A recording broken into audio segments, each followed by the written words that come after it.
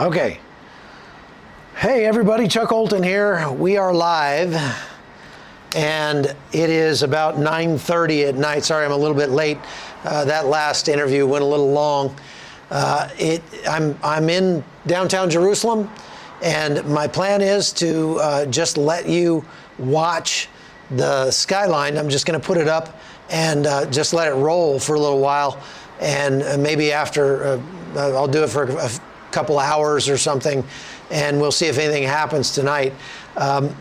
In the meantime, before I do that, I have something special for you. So I told you about this on the other live. So hang on just a minute. Let me go get it. Just a second.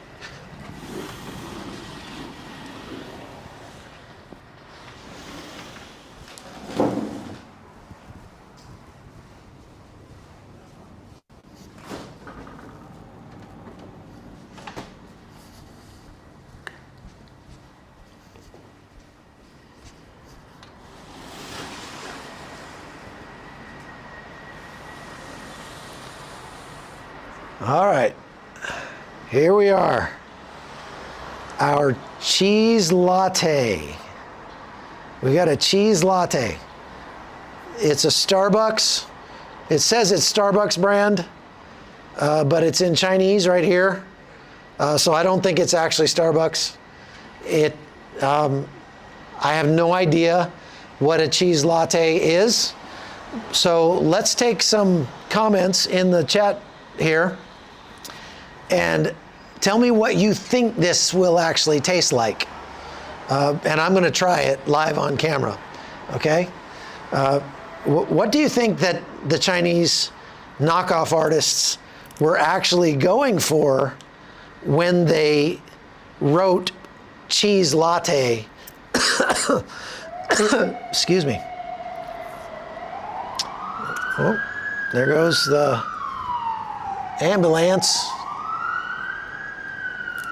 I'm peeling off the sticker here to see if there's anything else underneath the, you know how it is, when they import something, they have to slap a sticker on in Hebrew for the nutrition information, and it covers up all the other stuff. So I'm going to see here if we've got anything I can read, if I can peel this off of here.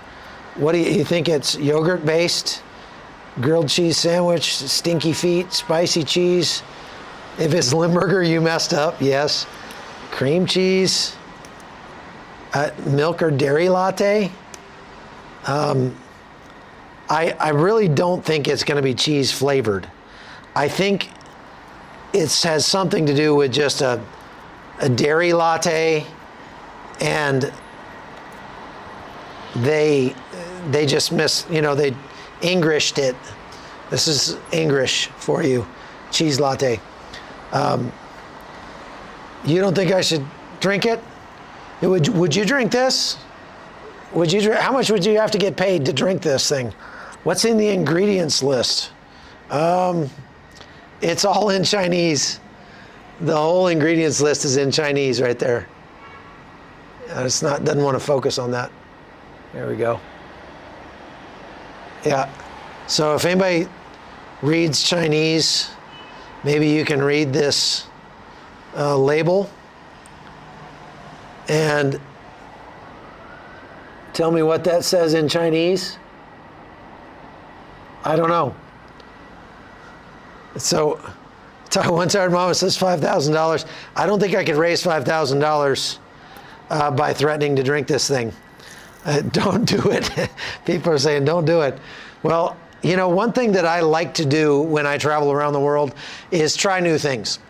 And this definitely would qualify as a new thing.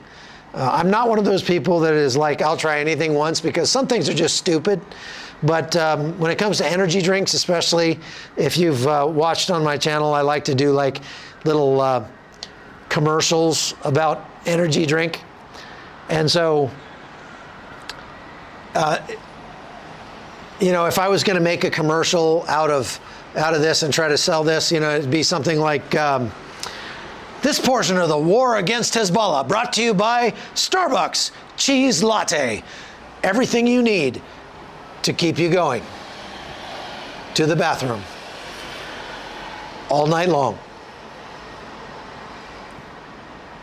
Forever. How'd that sound? See you in the ER, Donna says. Okay, I'm going to shake it up and I'm going to give it a try. Let's see here. Let's see what this, you bet it's powdered cheese?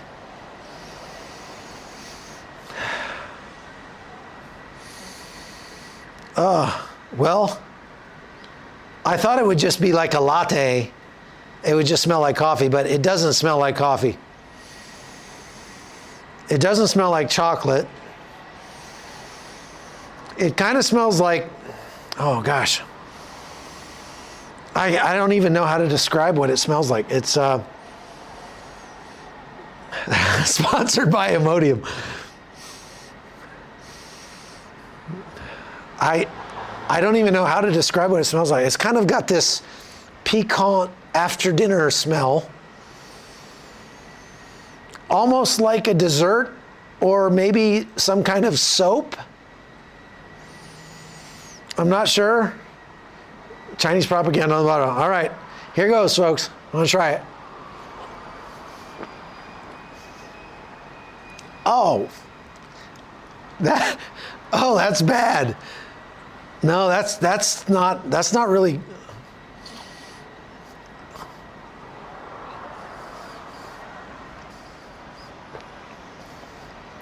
Buttermilk. Buttermilk. That, I think you nailed it. It tastes like a latte, a coffee latte made with buttermilk. That's what it tastes like. And it's not good. I mean, it's not great. Oh, okay. It's got this aftertaste like dirty socks or something. Okay. That's enough of that. Not cool. Okay. I'm gonna have to go get a drink of water here. So, what if it's body wash? You wouldn't want to wash your body with that. That's not body wash. Starbucks body wash? I mean, I guess. Has anybody ever seen Starbucks soap? Yuck. It's not so bad until you get to the aftertaste. The aftertaste is really terrible. It is. It's like a coffee. It's like a cappuccino made with buttermilk. That's weird. Like, why would they do that? Yuck. Have I seen Yar Pinto? Why, is he here? No, I don't see him. No, I haven't seen him here. His office is like right over there, about, I don't know, about a third of a mile. I walk by it sometimes. I've been over there a couple times, but he wasn't there. Anyway, did it leave film on my teeth? Maybe a little film, more on my tongue than on my teeth. Ugh, yeah. Okay, I'm gonna go get some water. So let me point the camera at the Old Town Jerusalem. And you guys tell me, okay, first of all, before I do that, we'll see here. I'm gonna put it on as wide angle as I can, and I'm going to kind of tilt it up at the sky a little more. If I can, I'm gonna have to loosen this, hang on.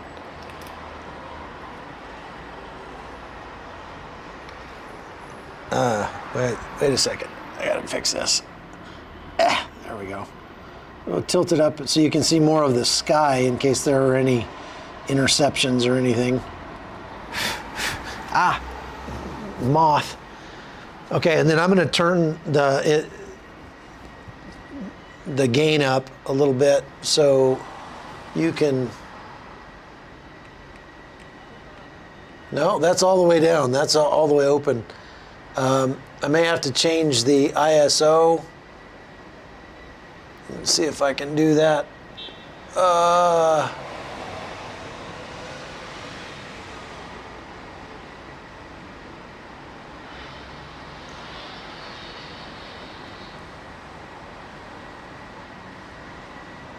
Okay. I'm trying to see if I can change the ISO here.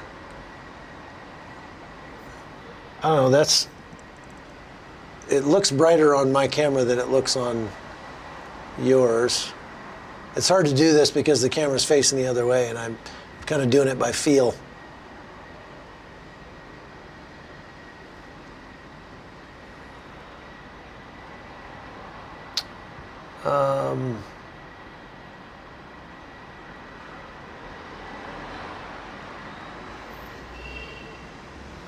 No, that's not it. Okay, now I'm gonna go.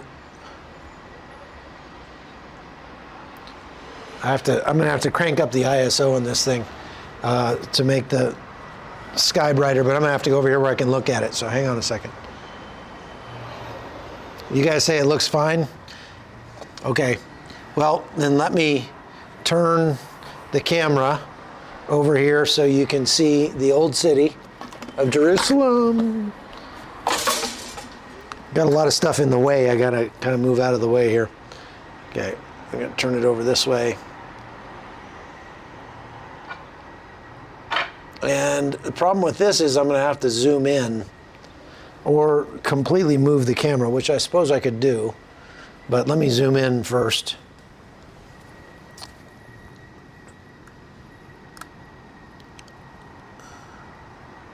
Over there you got the old city of Jerusalem.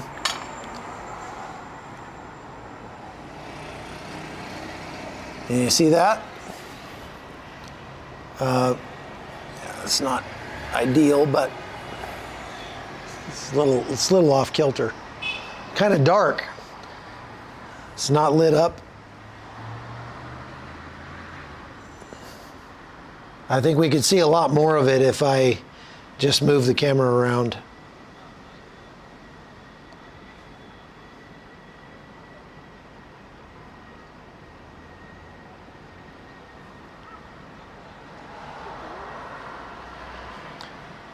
Michael, yeah, the point is not for me to be able to run out here and already be live and have a bunch of people on.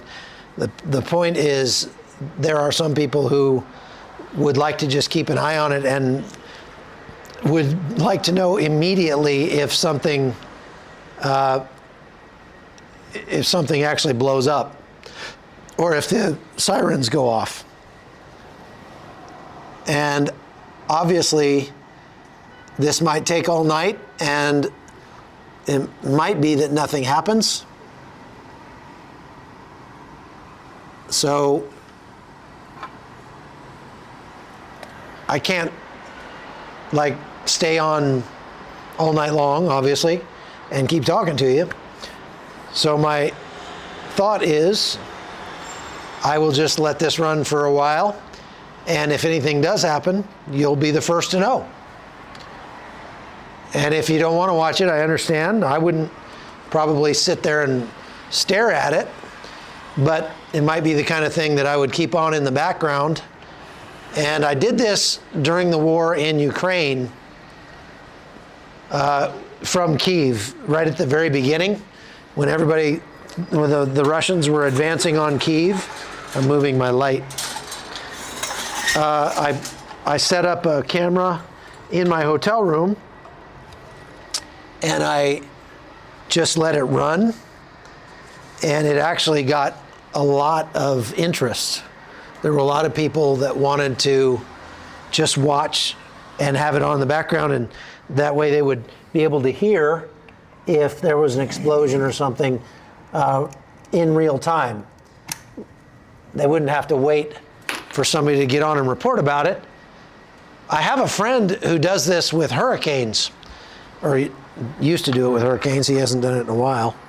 But he would just go to hurricanes and set up a camera and just point it at the hurricane, and there we go. How's that?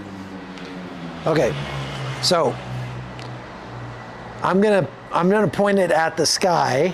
I'll keep talking for a little bit and answer any questions that you might have, but you don't necessarily need to. I mean, I can just shift to my MacBook camera here. So what my friend does with the hurricanes is he just sets up a camera like this and just points it at the hurricane and lets people watch. And he'll have thousands of people online watching the hurricane. It's amazing. It's just crazy. So I tried it in Ukraine during the war, and it was pretty popular. And so I figured I'd try it here and see if anybody likes it. If nobody likes it, then nobody will watch, and that's fine too. And then, you know, I'll just turn it off and we'll figure out something else to do. Okay? So, is something about to happen? Not shouting. Cynthia Cantrell. Well, we don't know. So here's the reason that I'm doing this. We have been told that Iran has moved missiles and missile launchers into place like they did back in April. And they're anticipating that they're doing that because they're about to attack Israel. Now, if Iran fires missiles, we will have, depending on the missile, between 4 minutes and like a couple of hours to, you know, to take cover, right? And so,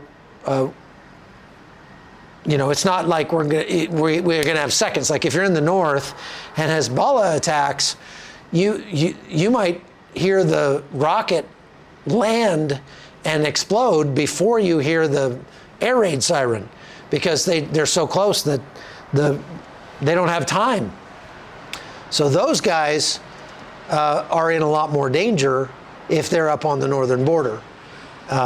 So here in Jerusalem is probably one of the safest places to be in all of Israel, especially here near the Old City, because in the Old City, you know, they're not going to target the Old City of Jerusalem. They wouldn't be stupid enough to take a chance on destroying the Temple Mount. But it's always possible. I mean, because they're precision-guided rockets and missiles flying all the way from Iran 1,000 kilometers are not that precise. And they'll land anywhere within within about a mile radius of what they were aiming at. So, you know, this is a very safe place to be.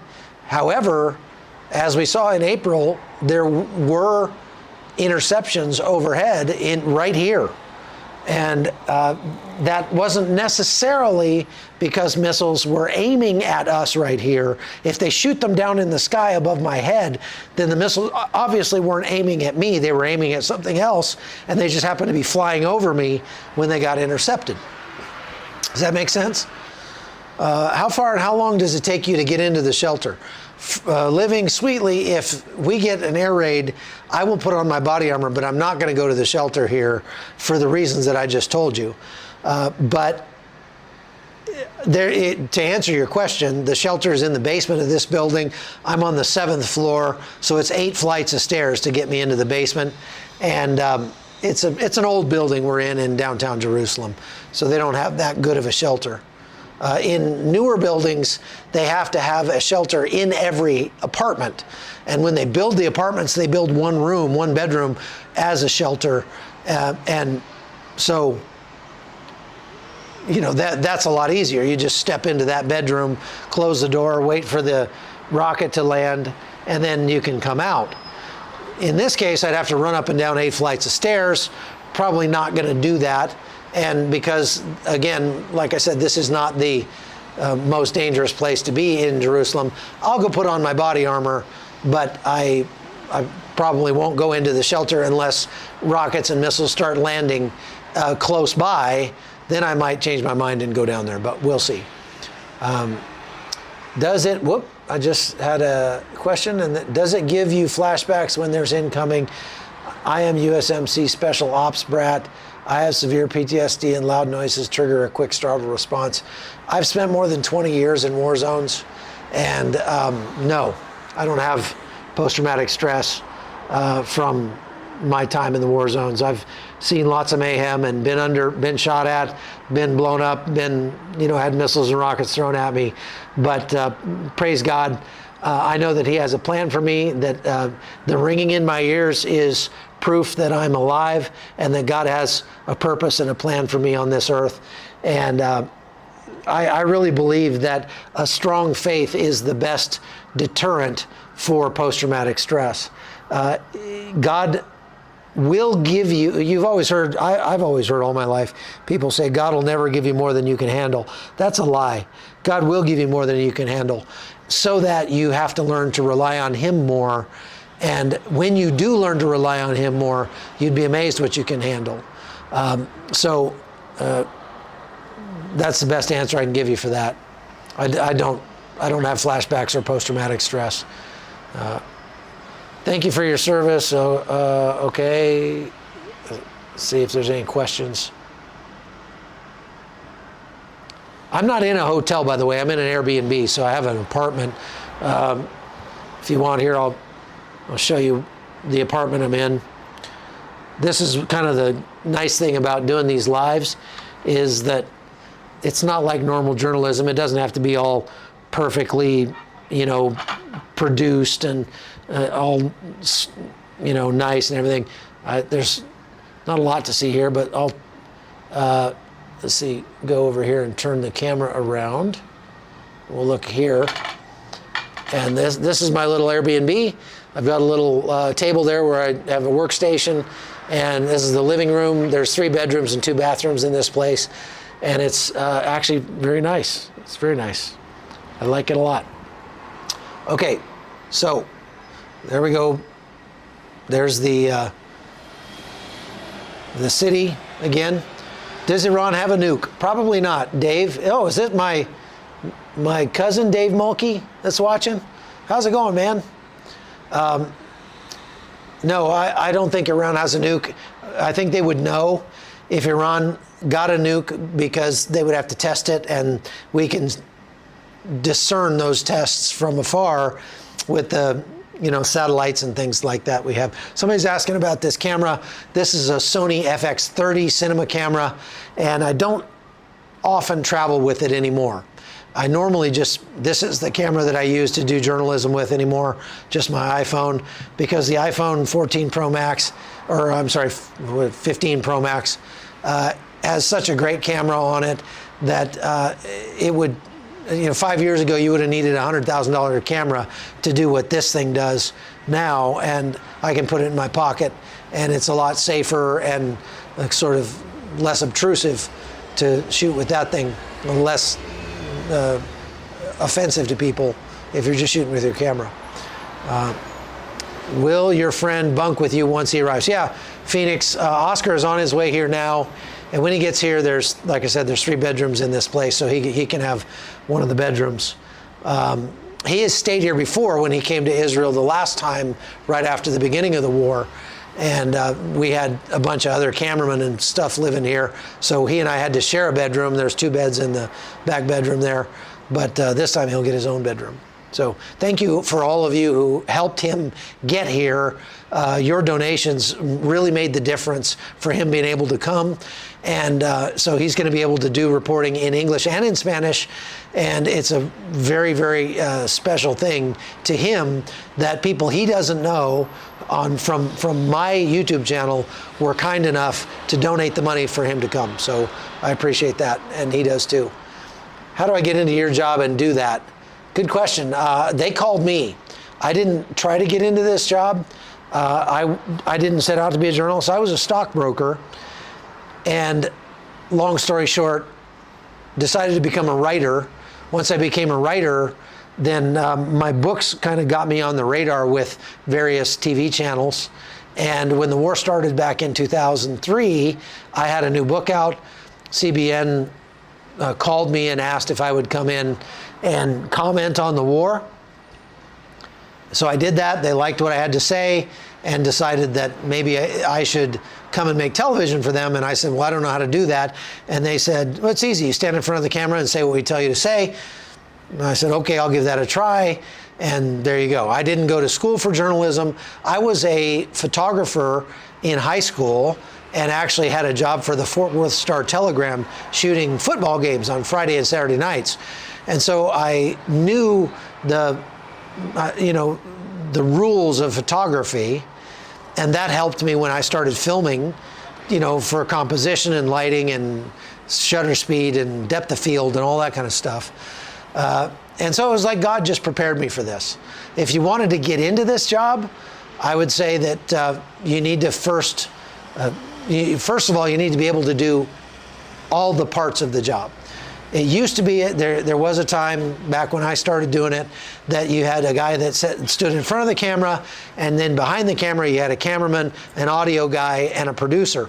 So you had a crew of 4 people. It's not like that anymore. It's very much, well, it's much better if you want to get into this business, if you can write and film and edit and research and produce and do your own travel arrangements and travel alone and not be afraid to go places. And I kind of got into it because they needed somebody to cover the war, and none of the other producers wanted to go cover the war because they didn't have air conditioning in the war. And so I just kind of got that job. It eventually became my niche because I learned all of the different jobs that went along with this. And because of that, I'm a lot cheaper.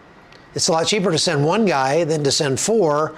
And since I can do everything, I'm just kind of a one-man band. And that is the secret for my success in this business.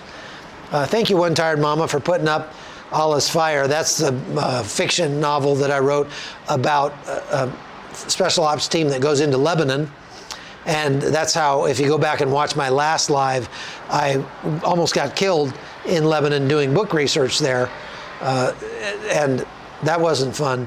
But you can listen to that story on yesterday's live if you prefer, if you want to go listen to it.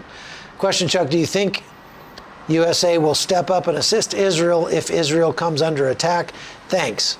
Yes, I'm not even going to try to pronounce your name.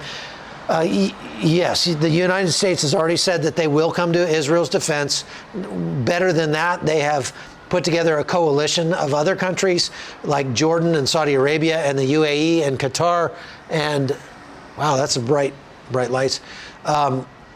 And a lot of other countries who will come to Israel's defense. And so probably, the numbers that we came up with the other day is that if and when Iran decides to attack Israel with long-range missiles, and only talking about the missiles now, about 70% of those missiles at least will never make it into Israel, because they'll either fall under, because they're duds, fall down somewhere in Iran, Iraq, or Jordan before they get here, or they will get shot down in Iraq or Jordan, over Iraq or Jordan, by either the United States, the Jordanians, the Iraqis, probably not the Iraqis, but the Saudis, et cetera, et cetera. And so that leaves a lot fewer missiles for the Iron Dome system to contend with. The Iron Dome usually shoots down about 90+% of the rockets and missiles that are fired at it. So then if they had 1,000 to start with, but they can only fire 400, or let's say 500, probably not 500, but let's say they fire 500 missiles at once, 70% of those, right? So 350 of those are not going to make it into Israel. So of the 150 that do make it into Israel, 140 are going to get shot down. And of the 10 that don't get shot down, 8 of those will probably fall in unpopulated areas and not hurt anybody. And 2 of them might actually do something bad. So that's the numbers that we're looking at here. Now, when you add drones into that, the numbers change a little bit, because the drones, a lot of those will get shot down as well. And it's likely that they will focus mostly on the larger, more powerful missiles and try to shoot those down, and then get to the drones later. The drones, many of them may make it into Israel, and they're more accurate to some extent, but the power of their warheads is much smaller. So, for example, if a drone hit that building right there, okay, there it is, that building. If a drone hit that building, it would probably blow out the windows in my apartment. But if I was not standing right here on the balcony, of course, I probably wouldn't get hurt other than just getting my bell rung, right? So drones have much smaller warheads. Question, what will happen if they mess up and hit Jordan? Well, they did hit Jordan last time, and Jordan didn't do anything about it.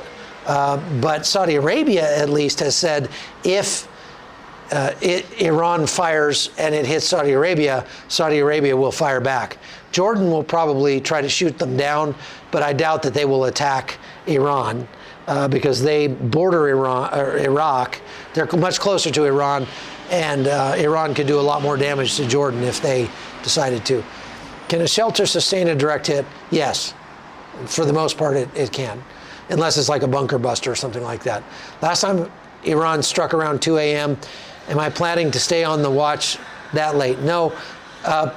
Well, it's 10 o'clock now. I'll probably leave this thing running until, I don't know, maybe midnight or so. If nothing has happened, I'll shut it off. But I have set up a live that I will make public, and I'll just leave it like pending, okay? So you can jump on it and be ready and get notified when I go live. But if nothing happens, then, you know, I won't go live again. I'll just sleep, okay? But I'll probably wake up a couple times during the night just to check and see if there's attacks happening anywhere else. Because, you know, if there is an attack, the alarms might not go off here in Jerusalem. They're going to go off up in the north, or, you know, someplace else that's actually under threat. If Jerusalem itself is not under threat, then the air raid alarms are not going to go off. My Shofar app will go off, and I'll leave that one on, so hopefully it'll wake me up if that happens, okay? Are you surprised Iran hasn't followed through with their threats? No, there's a lot of moving parts to a big attack, and then you factor in the diplomatic pressure that's being put on Iran. It's not surprising that they haven't attacked yet. Okay. So maybe we should take bets in the comments. Not bets, but I mean, take guesses. What's your guess on if they attack, what time of the night will they attack tonight? If they're going to attack tonight, what time of the night will they attack? I wonder if I can put a poll up. I think I can, actually. Yeah, here's a poll. Okay, so if Iran attacks tonight, what time will they kick it off? And then I'm going to put 11 p.m., midnight, 1 a.m., 2 a.m. And okay, so I just started a poll, so you can actually answer the poll, and we'll see. I guess they wouldn't let me put more options in. So 63% are already saying 2 a.m. A lot of people are saying 2 a.m. Well, that's fun. Was wondering too about the Israeli holiday Tish B'Av that's commemorated at midnight tonight, I guess. It's not a holiday. It is the Tish B'Av is a lamentation. It's a day when the Israelis remember all of the tragedies that have happened to the state of Israel, going all the way back to the First and Second Temple periods. they read the book of Lamentations. As a matter of fact, I think they are down at the Western Wall right now reading the book of Lamentations. They read it again tomorrow, I think. And a lot of stuff is closed tonight. A lot of the restaurants are closed. A lot of people are not going out. They stay at home. They sit on the floor, I think. They just sort of mourn for all of those who have been lost in the tragedies that have taken place or been perpetrated on the state of Israel throughout its history. It is actually, I think it's a very meaningful thing. It's kind of like, maybe we ought to have something like that. Maybe we, like Memorial Day, where we would go visit the graves of our dead relatives and things like that. It would be about the closest thing that we have in the United States to that. And we celebrate Memorial Day, but when it was started, it was really more of a somber day of reflection to go and visit the graves of your relatives. I know that, excuse me, my wife's family, I gotta get a drink. My wife's family they take it much more seriously. They're from Wisconsin, they're Norwegian, and on Memorial Day, my wife's family always goes to the graveyards and visits the graves of all of their relatives going all the way back, and they take scissors and they mow around the gravestones, they clean them off, and then they preserve them just so they won't get overgrown or get moss on them or anything like that.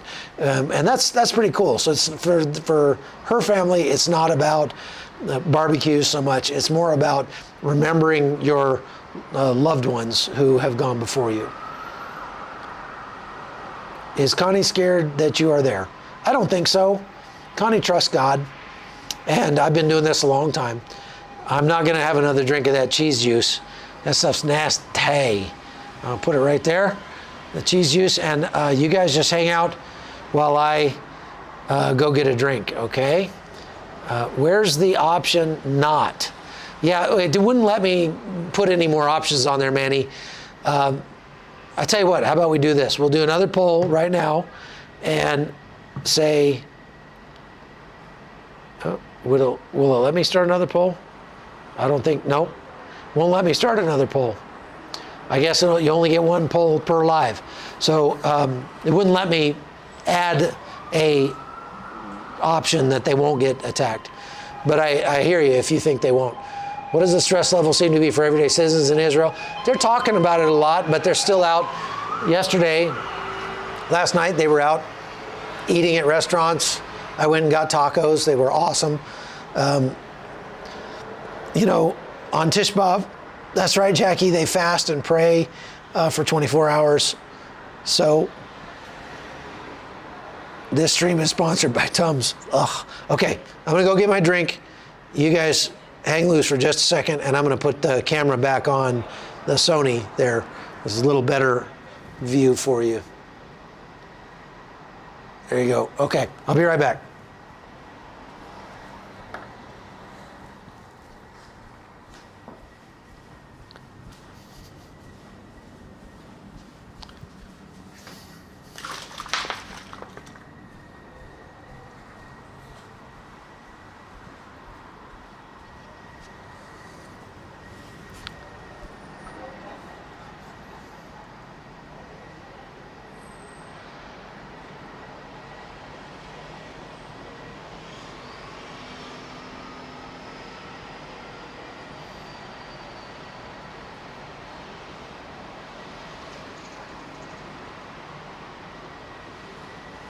Okay, what time do I think?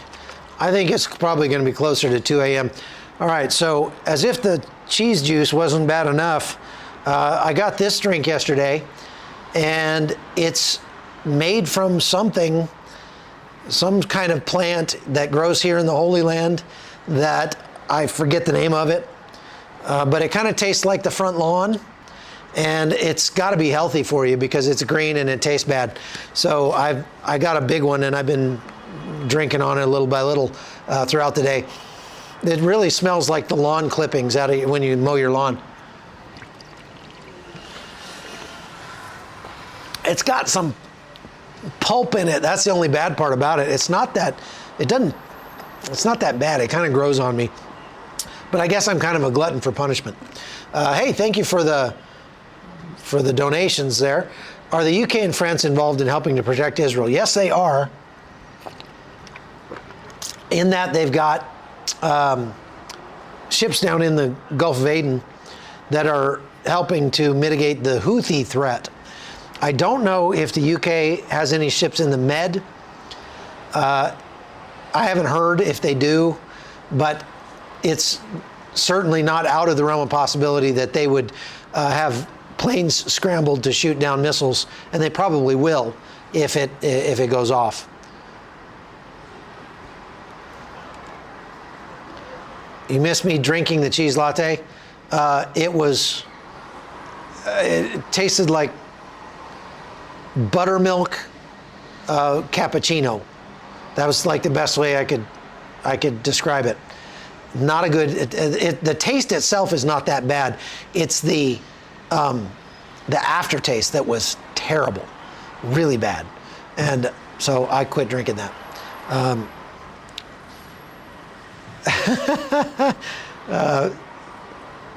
Satellite photos reveal Iranian Ababil 3 UAVs at a base in the Al-Qiswa region south of Damascus, Syria.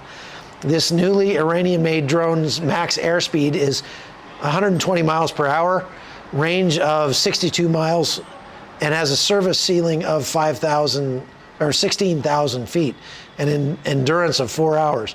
That does not sound like a loitering munition. That just sounds like a observation drone. So I'm going to read some more of the news here, or as long as there's no more questions. Oh wait, there's a question. What would the Middle East look like if Iran never had the Islamic Revolution?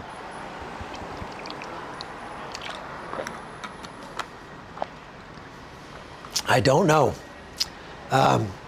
That's a good question, but there are way too many variables, and that you could drive yourself crazy with those. Question: in each war, Israel has gained territory, Golan Heights, Jerusalem, when it ended. What do you think they'll gain this time? It's a very good question too.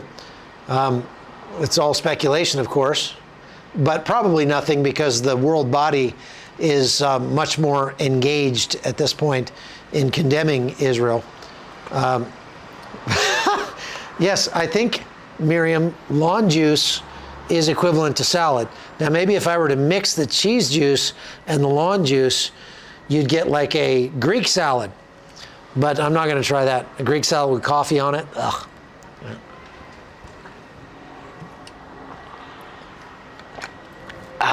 It's the pulp that gets me, though. The clippings, the grass clippings in the bottom of that stuff. Not awesome. Starbucks CEO stated, "If you believe in traditional marriage, we don't want your business." Yes, I know. That's why I don't buy Starbucks. And you say, "Wait, this is a Starbucks product. It's got Starbucks logo right on it." This is a total knockoff. I'm supporting the CCP more likely than supporting Starbucks by buying a cheese latte. Starbucks does not sell a cheese latte, if you didn't know. But thanks for pointing that out. I typically don't buy Starbucks because I don't want to support them. Question: reassurance about Cyprus. Oh, the island of Cyprus.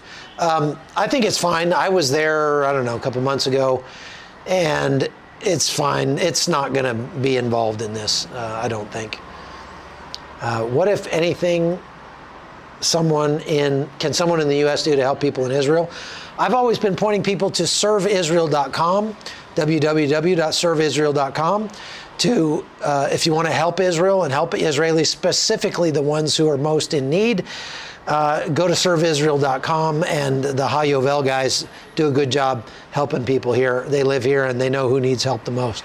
What does Mountain Dew taste like in Israel? I don't know. I don't drink Mountain Dew and haven't probably since I was in the Army 20 plus years ago. I don't drink sodas at all. Just joining, is there any info leaning towards an attack tonight? Yes, there is. Let's go through the news real quick. If Iran hits hard, do you think U.S. or Israel will knock out the nuclear sites? Israel may. I don't think the U.S. would. All right, so I'm just looking at anything new that's come in since the last time I looked at Telegram. Let's see. Palestinian channels report that the terrorist who was killed this evening in Kalkia is Tariq Daoud, an operative of the Izz ad-Din al-Qassam brigades, who was released from Israeli prison as part of the hostage release deal with Hamas last November. You've heard me say this before if you've been watching for a while. I think it's a great idea that Israel empties its prisons into Gaza while they are fighting in Gaza, because those guys are going to pick up guns and try to go fight, and then they get liquidated, and then you don't have to pay for them to eat and sleep anymore. So that's apparently what happened, is that the IDF killed a guy, one of the guys that they had released during the prisoner exchange back in November. Okay. Green buses. Syrian opposition supporters delight in photos reportedly from Kursk. Oh, okay. Well, this is about Ukraine.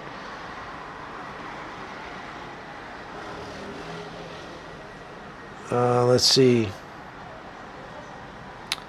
Yeah, okay, so nothing especially serious coming up right this minute.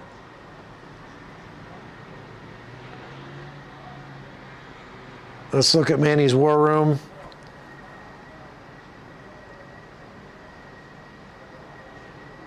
This is a kid. This is the guy, this is the terrorist that they just killed. Look at this. It's a kid. It's really sad. It's really sad.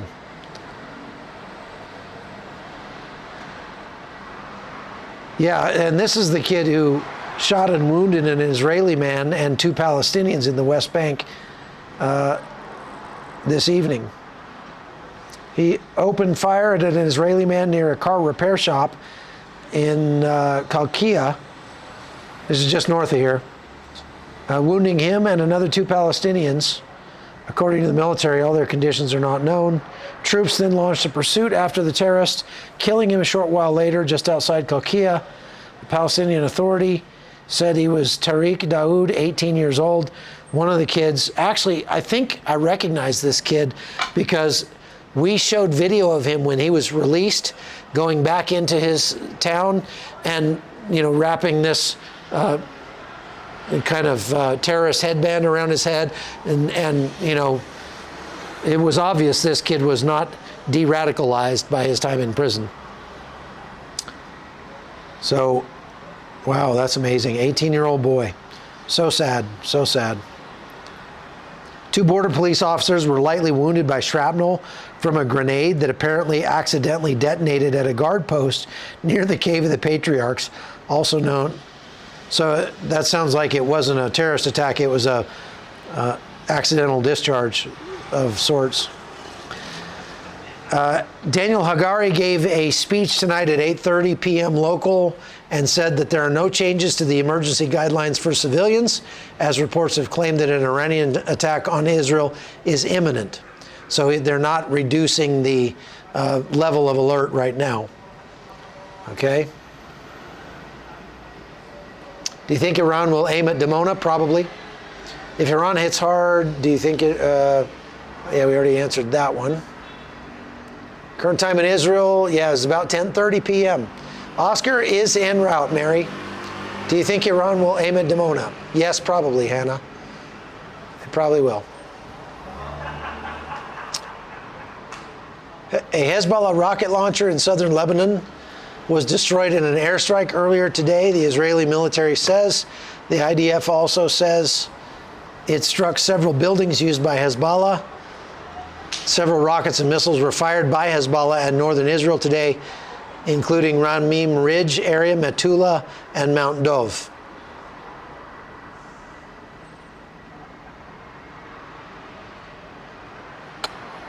Yeah, so that's about all. There's not a lot of new information coming out. Let's see here. Dozens of Israeli jets continue to fly over Lebanon, as far as Mount Lebanon in the north near Beirut, trying to spot any possible preparations by Hezbollah. Israel's assessment is that Hezbollah might use ballistic and cruise missiles. Thank you, Carol. That's very kind of you. And that's because I think they can fire them from farther away. They don't have to be near the border. They can be deeper inside Lebanon if they fire cruise missiles and ballistic missiles. So, do you use ground news? No, I don't. 7th from Adam. Thank you for that, Adam. Or 7th from Adam.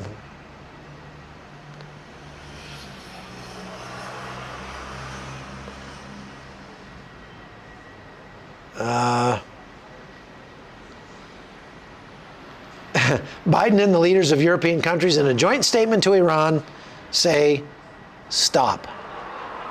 Stop. Just stop. Stop. Yeah, that worked really well. His don't didn't work. Biden, if you remember back in April when they were preparing to strike, Biden said, don't. Well, that didn't work, so now he's elevated his rhetoric to saying, stop. So it's like my little sister when I used to pick on her when I was a kid. Possible Turkey gets involved? No, I don't think so. Turkey talks a big game, but I don't think they'll actually get involved. Is Iran limiting its attack to protect against retaliation on its nuclear facilities? I don't know. We'll see what their attack is. Unrelated question, how's your nephew? He is improving.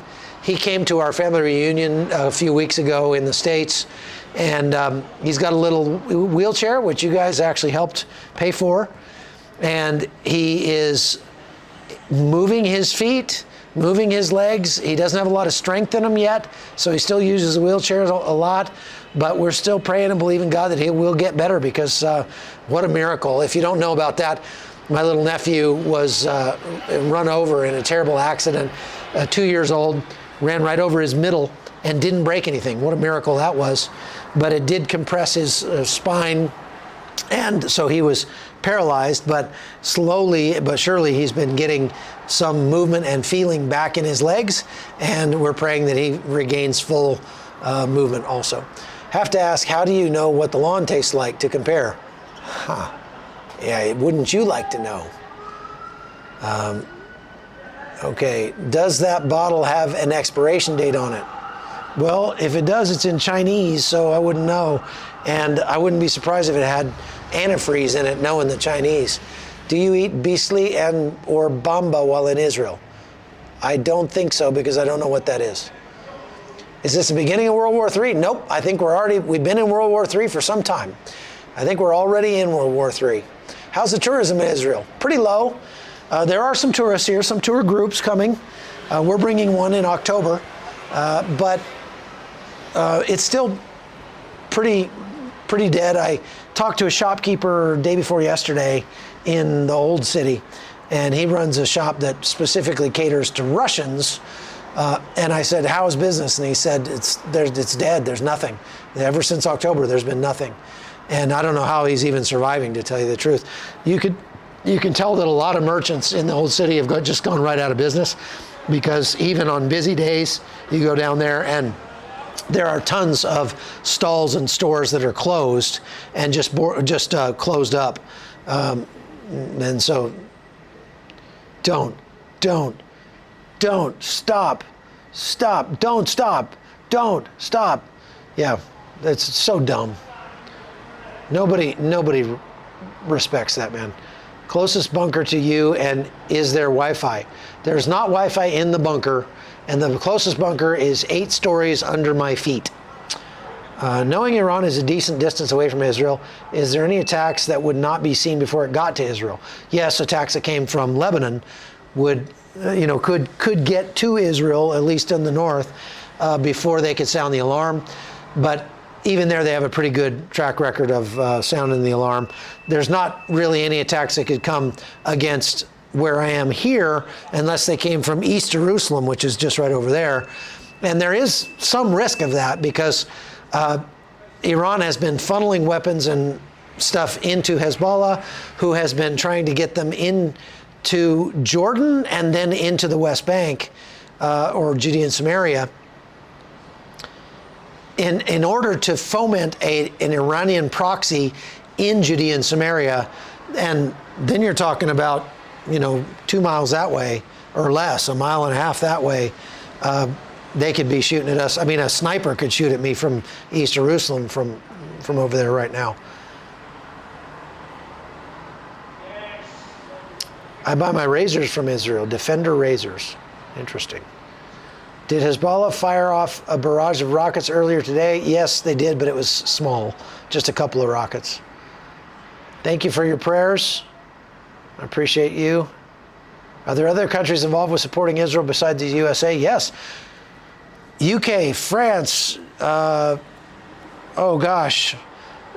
Jordan, Saudi Arabia, the UAE, Qatar, believe it or not, at least in terms of being against what Iran is doing.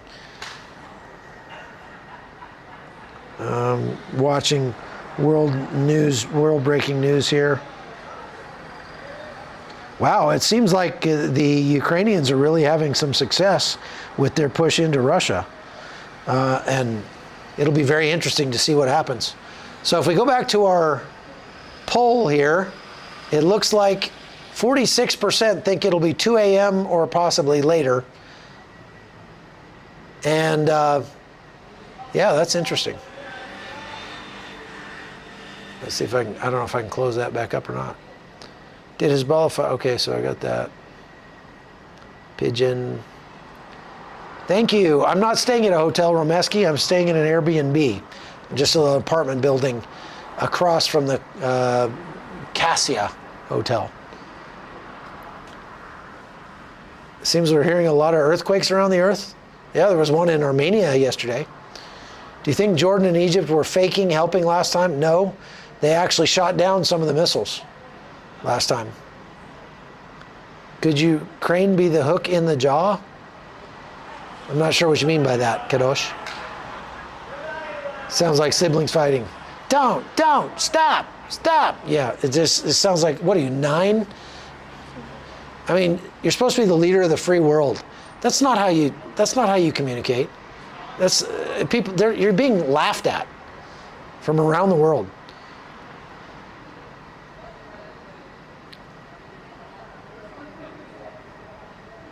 I don't know if Nathan's on, actually. My balcony faces kind of north-ish. North is like that way. So what's that? East.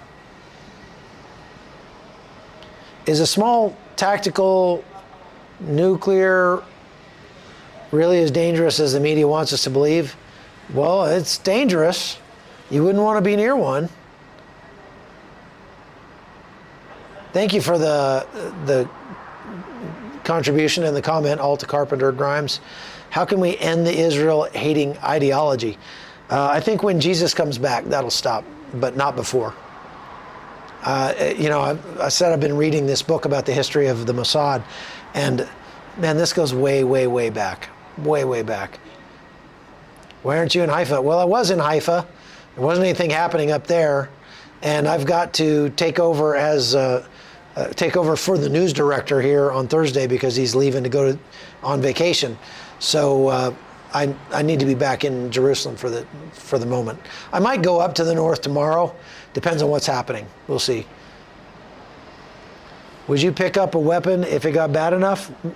Well, there's not going to be troops, from Hezbollah trooping around in Jerusalem. That's not likely. If it gets bad enough where I need to be shooting, you can bet there'll be some people laying around that don't need their weapons anymore, and I'll just be able to pick one up from somebody. And so I'm not planning on carrying a weapon right here. What app I use to monitor Israel is called the Shofar app. So far, it's this red one right there. This red app.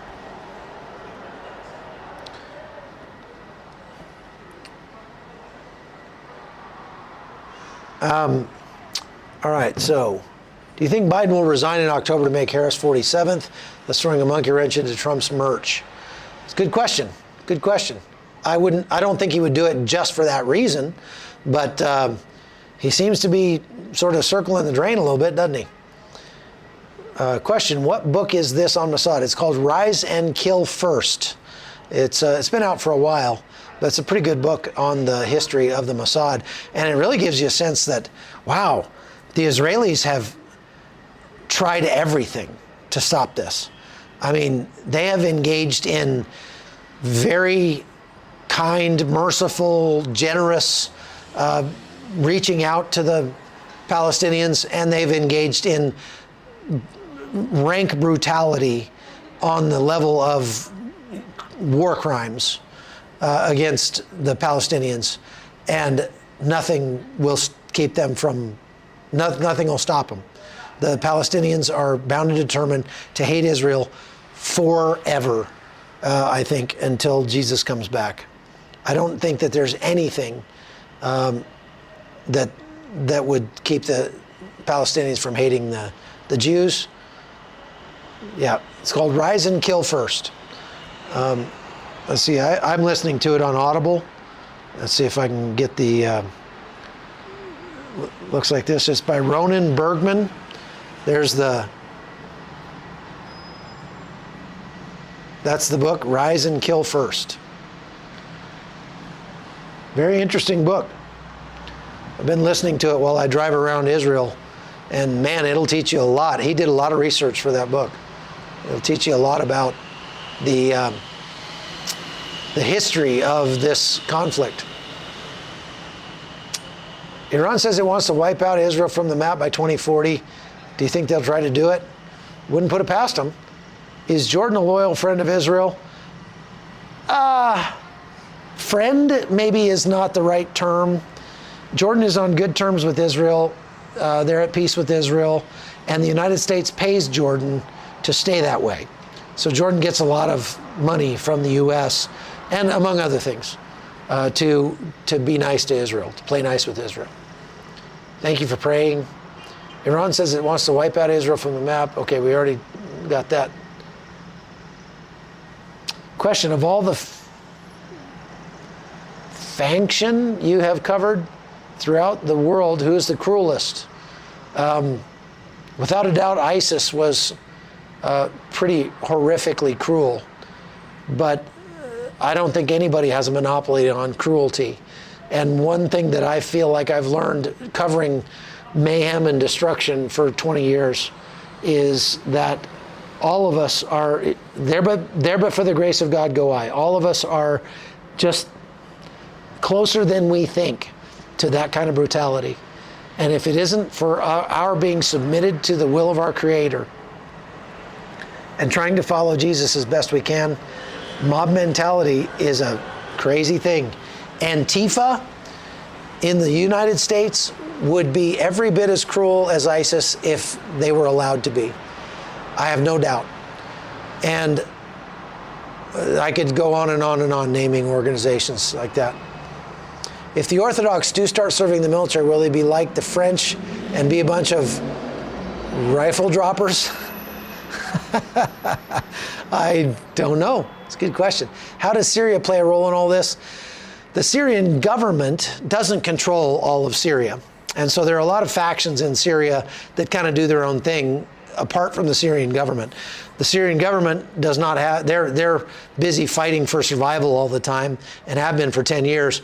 So they're probably not in much of a position to do much in terms of supporting Iran in this, other than through lip service. But some of the factions in Syria certainly are, going to do something to support Iran, whatever they can. That's a good question. How much damage could Iran proxies do with cyber attack in Israel and America? They're doing cyber attacks all the time. And so I don't think they could do as much as we think they could. They did hack, the Iranians hacked the Trump campaign and got a bunch of emails out of there.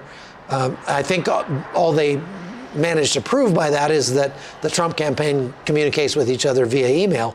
But there wasn't a lot of damning evidence in there or anything, but it is concerning for sure.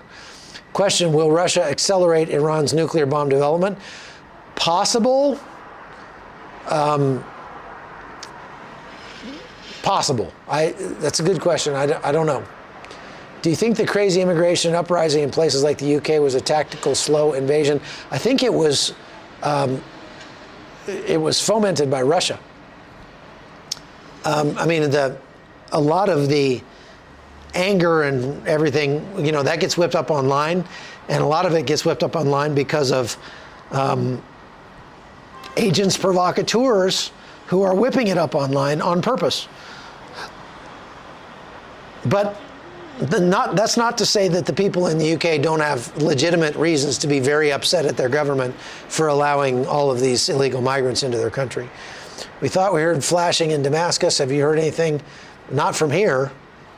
Could USA change? Oh boy.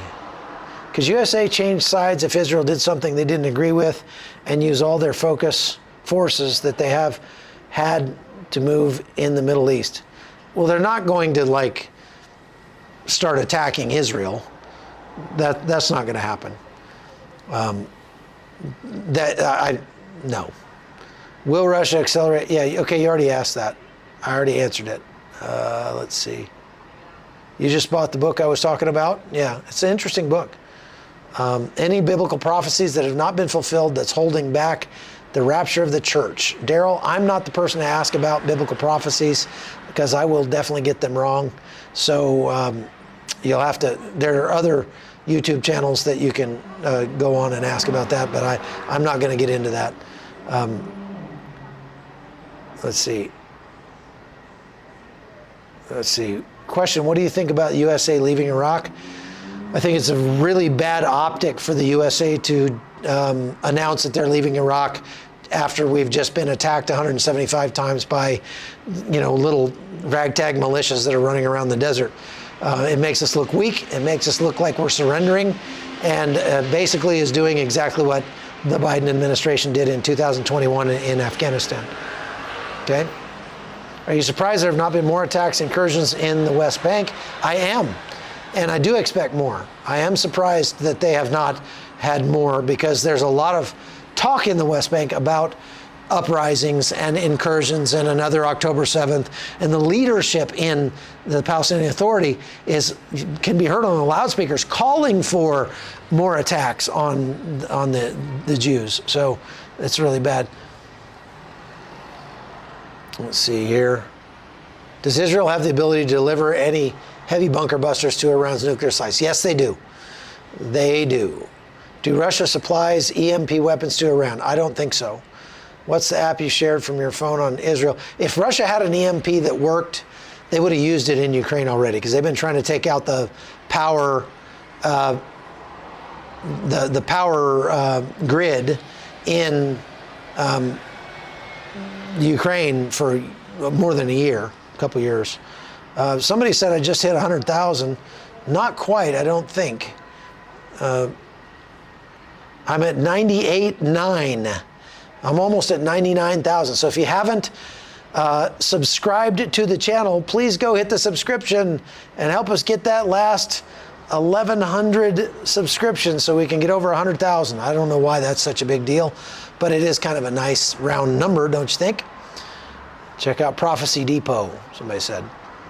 What was the app you said you were using? It's called Shofar. I'll type it into the chat here. TZOFAR. Roughly how far away from you are the U.S. assets, carrier planes, etc.? Well, they're just offshore in the Med, and they're down in the Red Sea in the Gulf of Aden. EMP is too old tech now, but it's never really been perfected for warfare, and as far as I know, it's never been used in warfare. Have all tours been ended to Bethlehem and any other West Bank tourist sites? I'll say most. It is possible to get in there. I could actually go in there. It might not be a great idea, but I could actually do it. And so, anyway. There's a question, could Iran and Hezbollah stall their attack and possibly the U.S. forces leave with their assets and make Israel very vulnerable? Possible. Possible. And that would be smart. That'd be a smart move on Iran's part, but I don't think their pride can handle it. Where did you meet your wife? In college in Wisconsin. It was an ambush. It was a setup from the beginning. God set it all up. Who stands with Iran? Well, Turkey, Iraq, in this region, Yemen, or at least the Houthis in Yemen, and the Hezbollah proxies in Lebanon. But the Lebanese don't, for sure. All right. So we're coming up on 11 p.m. What is the Temple Mount? It's the mosque that's over there on what many believe was where the site where the temples of Solomon, the Temple of Solomon, the first and second temple, was located. Now there are some people, one of them is coming on my tour in October, who believe that the temple was not actually built on the Temple Mount, that was the Roman garrison, and the temple was in the city of David, which is right next door to that. And so there's some interesting ramifications, if that were to be true, about rebuilding the temple. What is tomorrow's mystery food item you're going to try? How about egg-flavored chips? I saw egg-flavored chips today. Maybe I'll try those tomorrow. What are the implications of Egypt not participating in the defense coalition?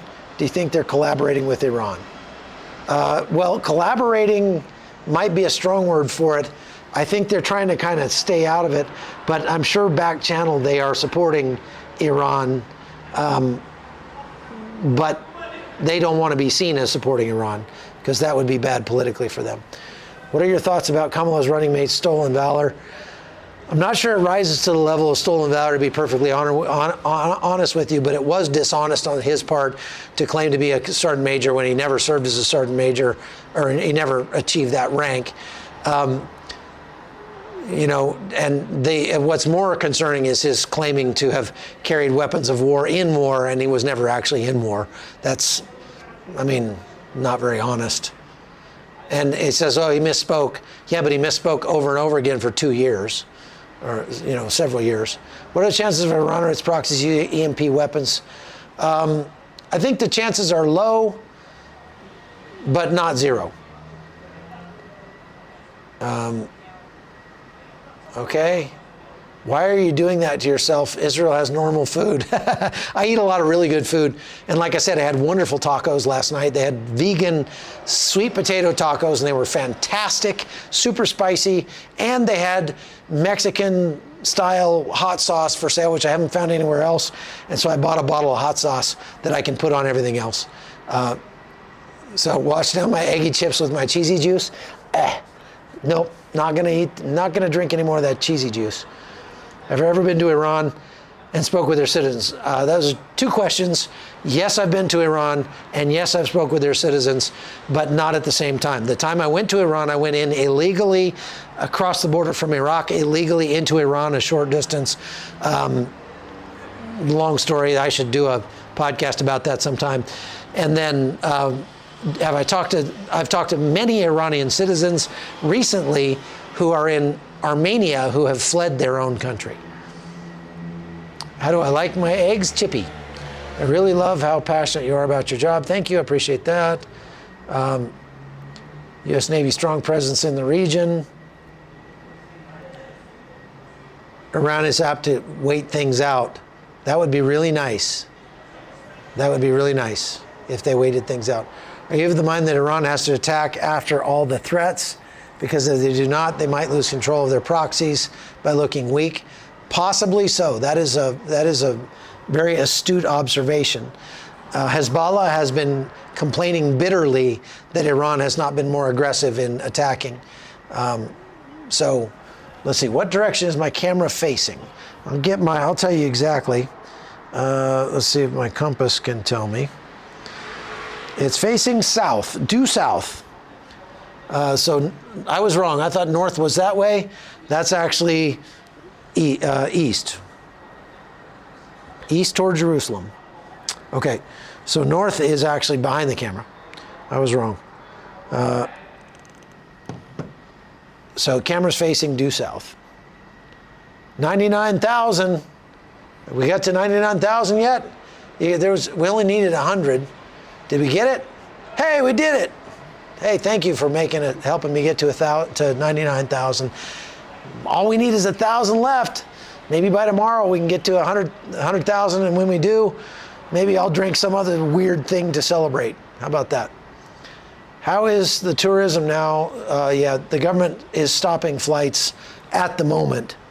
Right now, I think El Al is still flying into Tel Aviv. Everyone else has canceled their flights. And El Al might even stop their flights if an attack looks, like it's going to happen very shortly. Can EMPs be stopped? Not really. I mean, you can protect things, electronics from an EMP, but it's not real easy to do that. Is the red war flag still flying? I believe it is. Yeah, it's called a lie. That's right, misspoke. Okay, thank you. We're very close. We can do it. Let's get to 100,000. All right, I'm gonna take a break for a minute because I haven't sat down in about 3 hours. So I'm gonna switch the camera over and just leave it here. Click the heck out of the subscribe thing. I'm gonna change the camera over to the Sony and let you watch the Skyline for a minute, and I'm gonna sit down and check my emails. I'll go over here. Oh, I still have my microphone on though, so I can keep talking. Just what you were hoping to hear.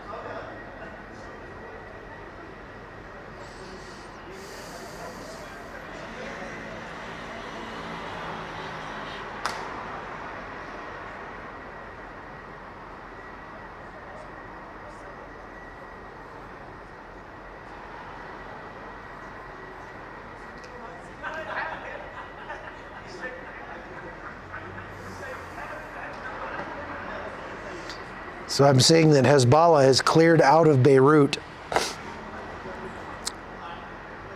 and the IDF has approved a multi-front battle plan. One IDF general said today, "We were minutes from catching Sinwar." Oh man, this is an interesting story. The coffee was still hot. IDF general says troops were minutes from catching Sinwar. In a broad interview, Brigadier General Dan Goldfuss describes how troops found Hamas leader's underground lair, talks of IDF successes in the war. Let's see when he's talking about.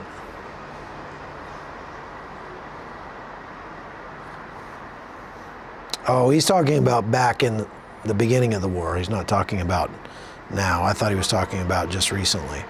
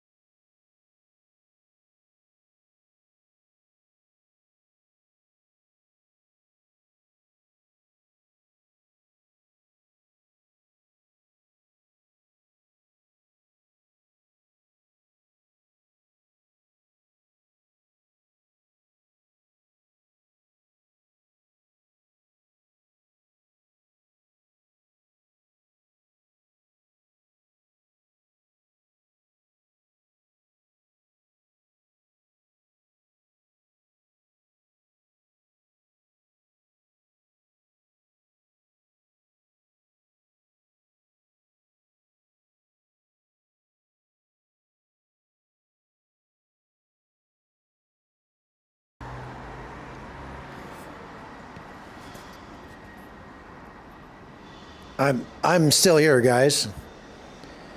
I'm just checking emails and taking care of a few things.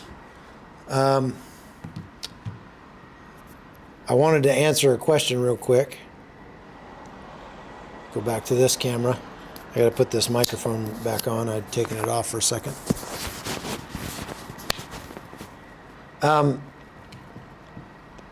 Somebody's asking about the flights because they're saying the flight aware radar shows that there are planes over Israel currently. Well, there is not a NOTAM over Israel. There's only a NOTAM over Iran. And even that NOTAM is only up to 10,000 feet, in my understanding. And so because it's only up to 10,000 feet, planes could still overfly the area as long as they're higher than 10,000 feet. Somebody explain to Renee who Beeper Guy is. I'm going to change the microphone here.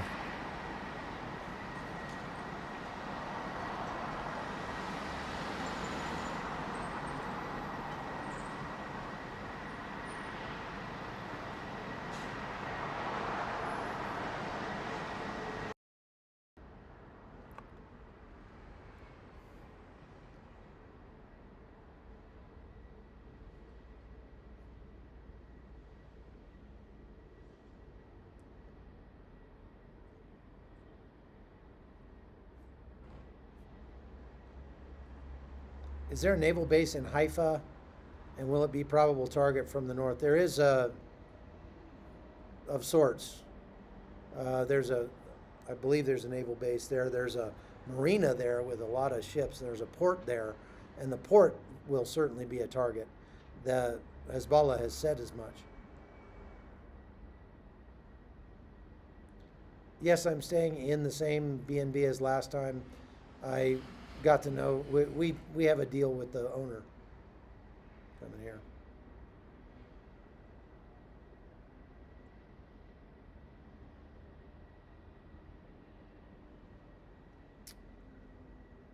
Yeah, August 12th to the 13th is Tish B'Av. That's the holiday. It's not a holiday. That's, I don't know what you call it. It's a day of remembrance in Israel, but you wouldn't call it a holiday because it's remembering all the bad things that have happened to Israel.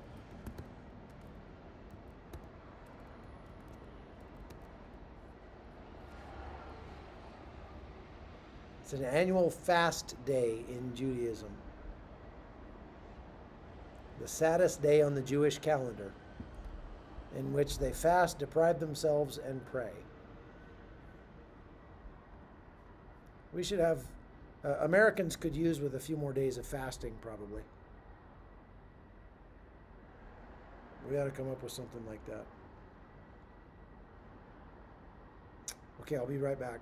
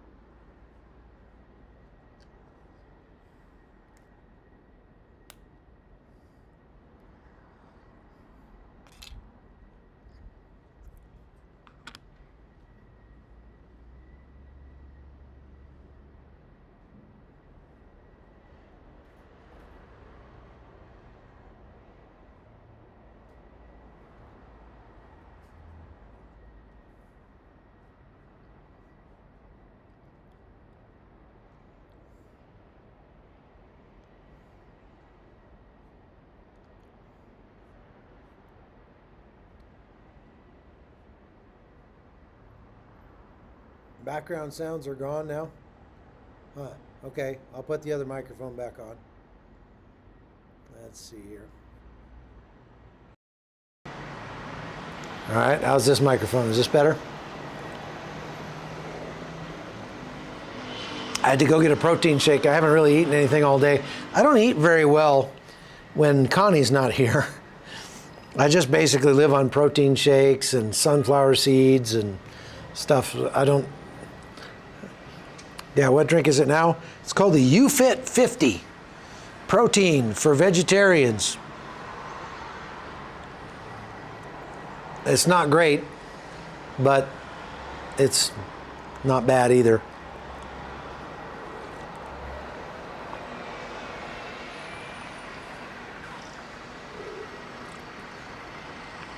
I took a nap today so I could stay up late. Normally I'd be going to bed about now.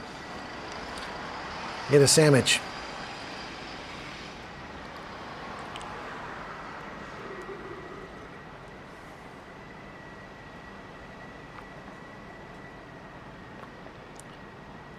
What's the weather like, and do you know the winds aloft? I don't know the winds aloft, but the weather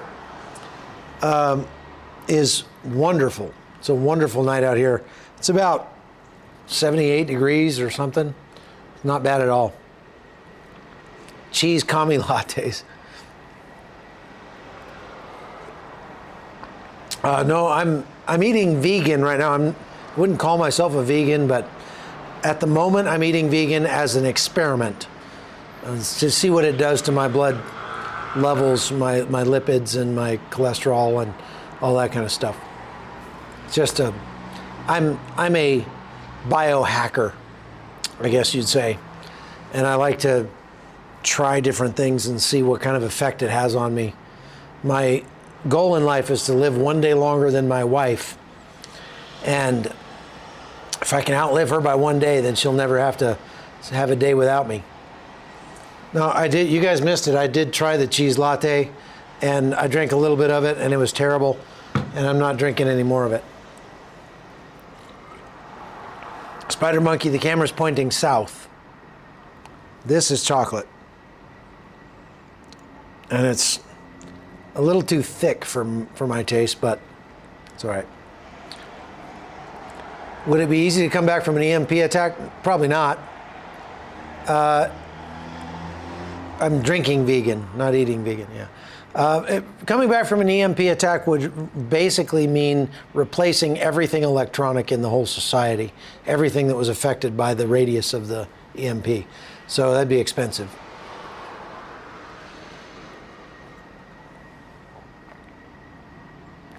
Any thoughts on how the Russian-Ukraine war will end? They'll eventually come to a peace agreement. I think the likelihood of Ukraine losing is low because nobody in Ukraine wants to be Russian, and they will fight to the last man. In Russia, they have a lot more people, and most of them are drunk most of the time, so they don't really know what's going on. They don't have access to real news, so they just swallow whatever the government feeds them for the most part. And so it's likely they will get to a point where they have to sit down and come up with a settlement of some sort. Do they have DoorDash in Israel? Yes, they do. And I figured out how to use it the other day. It was wonderful because I actually got a hot meal for once. And but I haven't done it lately. Everything's closed right now because of the holiday. If there ever was an EMP over America, millions of people would die. Millions. Yeah, that would be one way to get kids off their devices, that's for sure. Somebody asked if I drink alcohol. Rarely. I'll have a glass of wine once in a while. I'm not a daily or even weekly drinker, maybe once or twice a month, something like that.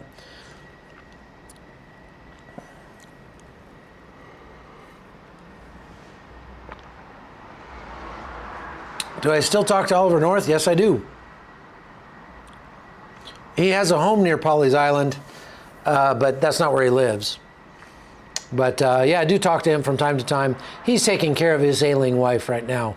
His wife is not doing great. So pray for him and his wife. Do IDF know where Sinwar is? If they did, they would have killed him by now.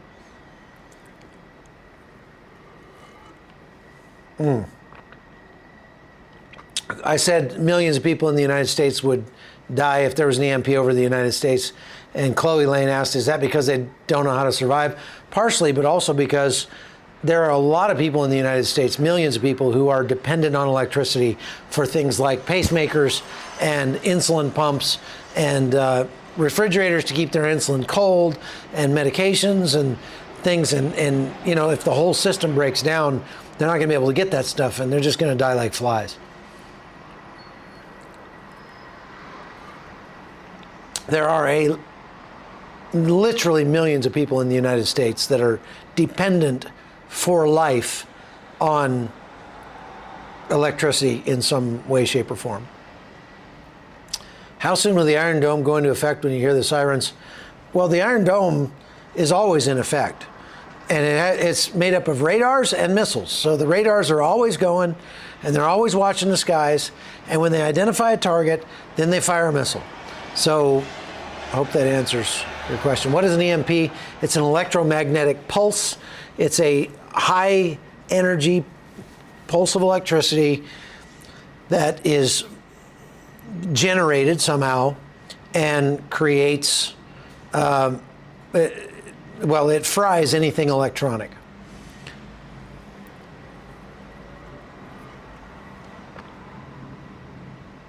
There's a good documentary about EMPs, a couple of them. If you go look on YouTube, you can find a couple of good ones. 1 Second After is a good book. I've read that. Yeah, can you imagine electric car? That's why I have an old style Toyota Land Cruiser with no electronics, diesel engine, because it'll still run if there ever is an EMP. Do you think we're in the 7-year tribulation? No, I don't think so, but I am not an expert on that stuff. Any cheap options on how to travel to Israel with my dog? With your dog? I don't think there's a cheap way to travel with your dog. If there was, I would travel with my dog or one of my monkeys. No, I'm kidding. I would never travel with my monkeys. That'd be horrific. I get chills just thinking about traveling with my monkeys. One time, we took one of our monkeys on vacation with us in Panama. We didn't even leave the country, and it was a nightmare. So we're not going to do that again. If we have electricity in the U.S., would an EMP affect our nerves? No, an EMP only fries things that are electronic. It would just kill electronic things. The Nat Geo documentary is a really good one about when the power goes out.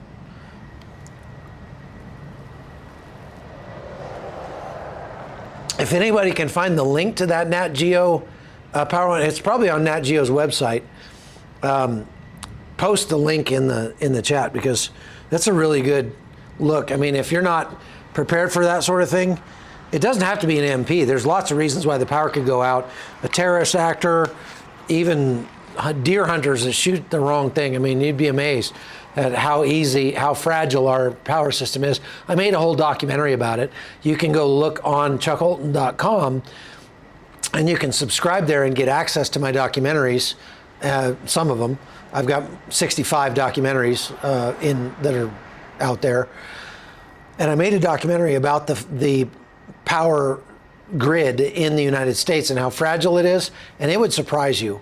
It would surprise you. Just, I mean, it's like we're running on luck. It's amazing that we haven't lost anything yet.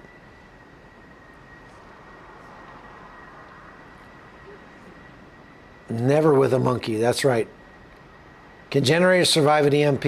If they have any electronics in the generator, then no, they probably cannot. What do I do with my phone?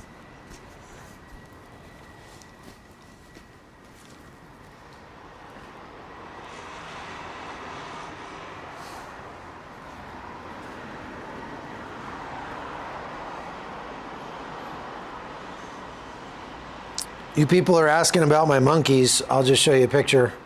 We have two little capuchins in Panama. There's one of them. That's Mona. She's the older one.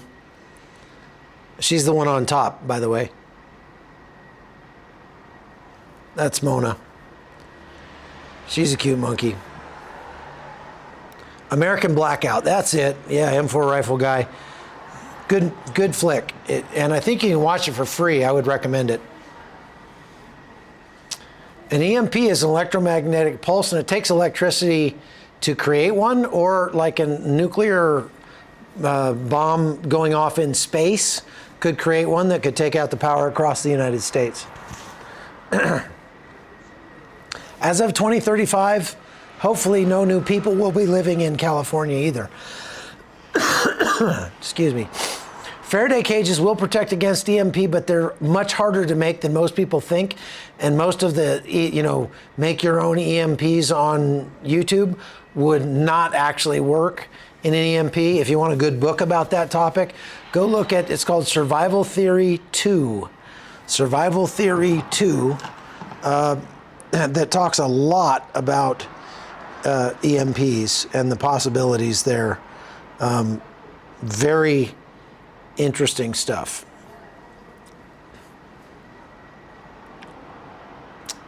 Cars would work if they're old enough not to have electronics that are definitely necessary for running the thing.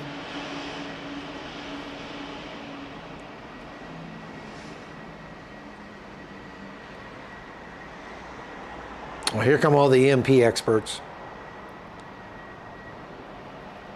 Yeah, not bringing my monkey over here. No way. If a monkey got loose on a plane, my monkey wants to attack everybody that's not me. She loves me. She hates everybody else, including Connie.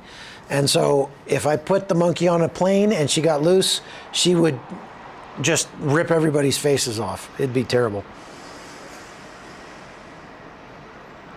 Yes, old cars would run. Cars without electronic ignition or electronic, what am I trying to say? Combustion. Would it fry a solar power generator? Probably so. Do you think is why they want us to get electric cars? No, they want us to get electric cars so that they can tax you on every mile, and they can turn your car off and make it not work if you've already driven your quota of miles this week. That's my belief.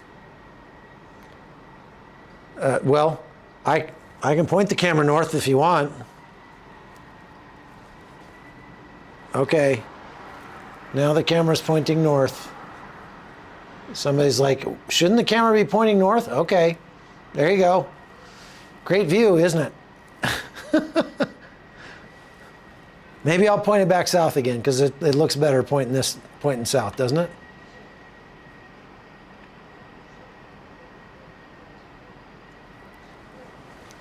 The point is to watch the sky and see and listen and see if any alarms go off. 2007 Jeep probably would not work. How did we get talking about EMPs all of a sudden? Who cares for the monkeys when you're away? We have an employee that lives at our house who takes care of the dogs and the monkeys and the house while we're gone.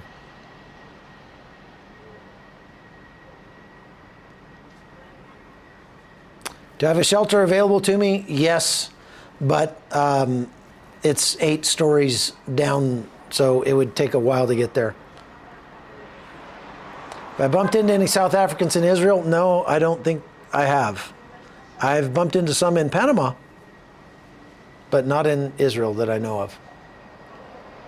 Can you do like a tour video around Jerusalem? Doing it live would be tough because I don't get good signal everywhere. So I've done a couple in the old city, but they didn't work out too well. We're running on God's grace, not luck.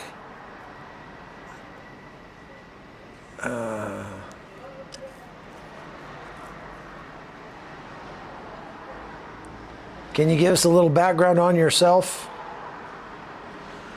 You can find out way more about me than you ever wanted to know by just Googling my name. So just Google Chuck Holton, and you can read my Wikipedia page or, whatever.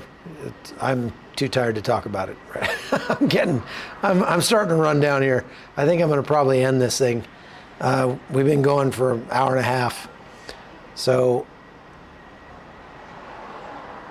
light question. What are you going to do if the people in the building cameras pointing at think you are a peeping Tom and call the cops? That has happened before, not here in Israel. It happened when I was in Ukraine, and we did get a visit from the cops one time. But I'm not actually pointing it at that building, so I would, I think I'd be okay. Plus, they all keep for the most part, there's two, here, I'll point the camera over there so you can see it. There's two windows over there that are not closed. So I think I'd probably be okay.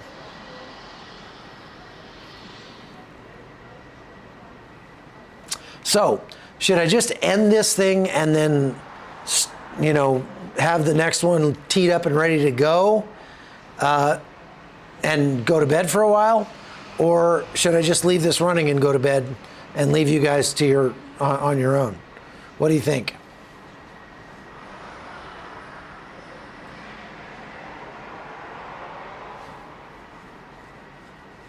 What would you prefer? What is Iran's reason for announcing an attack in advance? Does Iran want to minimize damage on purpose? That's a good question. I think because they're, it's like schoolyard bullies. Come on, you want a piece of me? You want a piece of me? Yeah.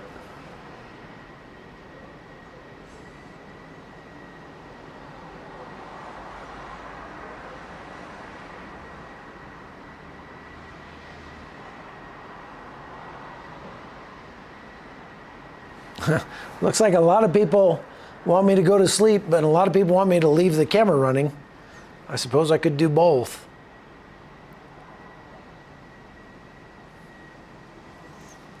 All right. Well, that's what I'll do. I will, I'm going to switch to this camera. On-camera microphone, because I got to charge the other microphone, the wireless one.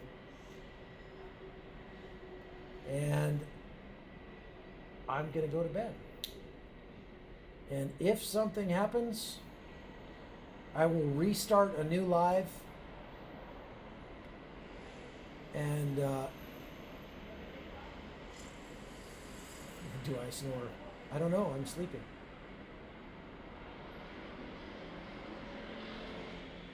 Am I armed? No, I'm not.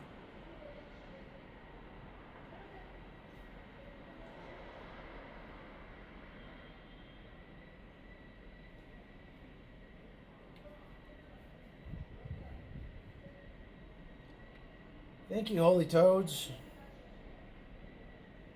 I'm just putting everything away here. I got to charge up my microphones in anticipation of needing to use them again. I'm going to leave all this stuff set up.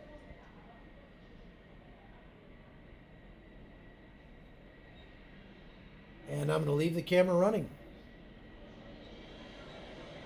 And everything's plugged in, nothing's on battery. So it should be fine. Theoretically, I could leave it running all night. Maybe by the time I come back, we'll be at 100,000 subs.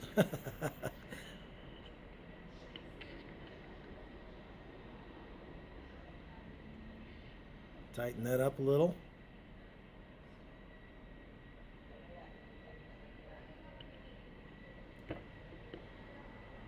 Tilt that up just a tiny bit. There we go. Taking my cheese juice and going home.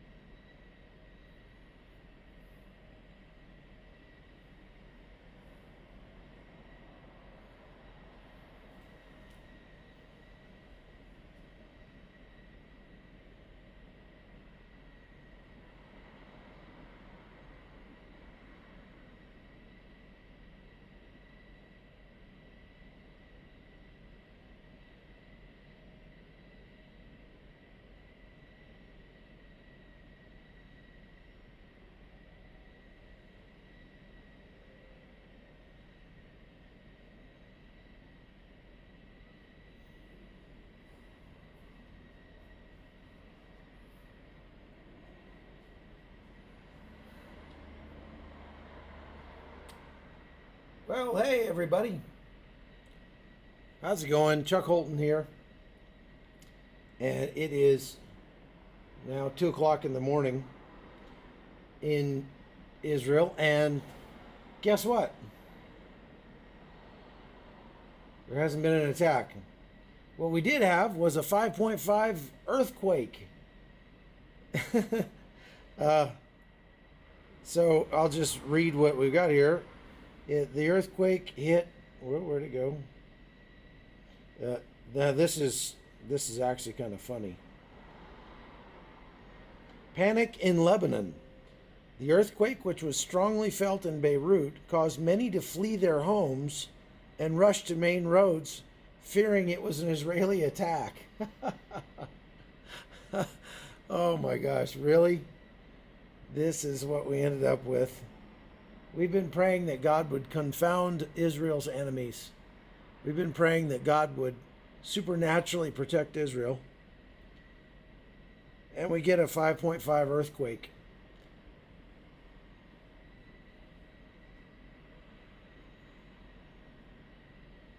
Is that crazy or what?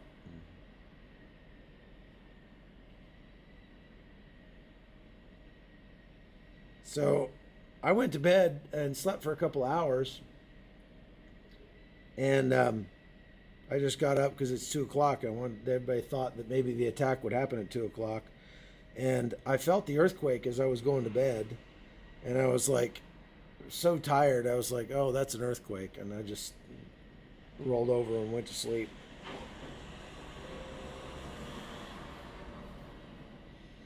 So we don't know for sure that Iran is not going to attack tonight, but one of the sites here,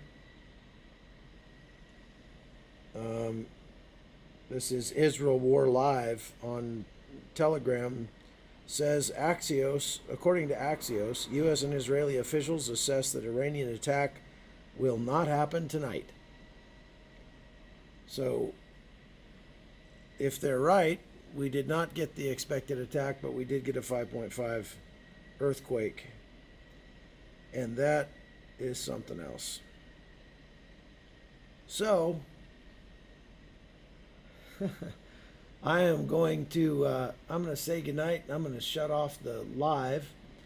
And but stay tuned. If you're not subscribed to the podcast, go ahead and subscribe, because if anything does happen tonight, I've got a live all teed up, and I'll go live right away. So thanks for watching. Appreciate all of you. And we will hopefully not be back on tonight, but if anything happens, you'll see us. All right. Good night, everybody.